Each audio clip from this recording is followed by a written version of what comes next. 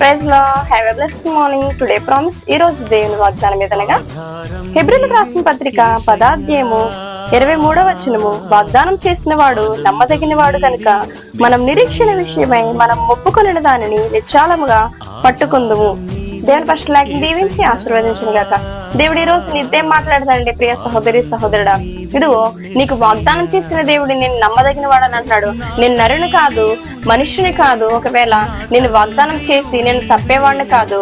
ఎందుకంటే నీ ప్రతి వాగ్దానం కూడా నెరవేర్చే దేవుడు నేనని సెలవిస్తున్నాడు ప్రియ సహోదరి సహోదరుడా.